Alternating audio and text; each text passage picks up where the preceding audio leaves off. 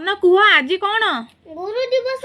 ଗୁରୁ ଦିବସ କେବେ ପାଳନ କରାଯାଏ? ସେପ୍ଟେମ୍ବର ମାସ 5 ତାରିଖ। ଗୁରୁ ଦିବସ କେବେଠାରୁ ପାଳନ କରାଯାଉଛି? 1962 ମସିହା। କେଉଁ ମହାପୁରୁଷଙ୍କ ଜନ୍ମଦିନକୁ ଆମେ ଗୁରୁ ଦିବସ ରୂପେ ପାଳନ କରିଥାଉ? ଡକ୍ଟର ସର୍ବପଲ୍ଲୀ ରାଧାକୃଷ୍ଣ।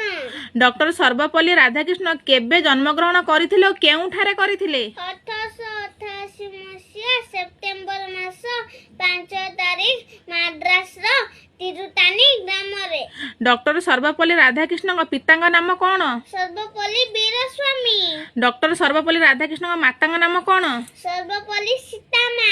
ଡକ୍ଟର ସର୍ବପଲ୍ଲୀ ରାଧାକୃଷ୍ଣ କେତେ ବର୍ଷ ବୟସରେ ବିବାହ କରିଥିଲେ? 16। ଡକ୍ଟର ସର୍ବପଲ୍ଲୀ ରାଧାକୃଷ୍ଣଙ୍କ ପତ୍ନୀଙ୍କ ନାମ କ'ଣ? ସର୍ବପଲ୍ଲୀ ଶିବା କାମୁ। ଡକ୍ଟର ସର୍ବପଲ୍ଲୀ ରାଧାକୃଷ୍ଣ କେବେ ଭାରତର ରାଷ୍ଟ୍ରଦୂତ ଭାବେ ସୋଭିଏତ ରୁଷ ଯାଇଥିଲେ? 1949 ମସିହା। ଭାରତର ଦ୍ୱିତୀୟ ରାଷ୍ଟ୍ରପତିଙ୍କ ନାମ କ'ଣ? ଡକ୍ଟର ସର୍ବପଲ୍ଲୀ ରାଧାକୃଷ୍ଣ। ଡକ୍ଟର ସର୍ବପଲ୍ଲୀ ରାଧାକୃଷ୍ଣ କେବେ ଭାରତର ରାଷ୍ଟ୍ରପତି ହେଲେ?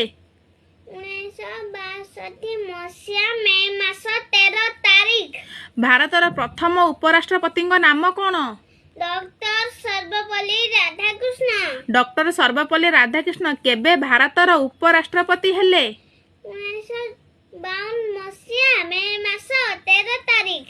ଡକ୍ଟର ସର୍ବପଲ୍ଲୀ ରାଧାକୃଷ୍ଣଙ୍କୁ କେବେ ଭାରତ ରତ୍ନ ପୁରସ୍କାରରେ ସମ୍ମାନିତ କରାଯାଇଥିଲା? 1954 ମସିହା। ଡକ୍ଟର ସର୍ବପଲ୍ଲୀ ରାଧାକୃଷ୍ଣ କେବେ ପ୍ରାଣତ୍ୟାଗ କରିଥିଲେ? 1975 ମସିହା ଏପ୍ରିଲ ମାସ 7 ତାରିଖ। Happy teachers day all of you. ରହିଲି, ନମସ୍କାର।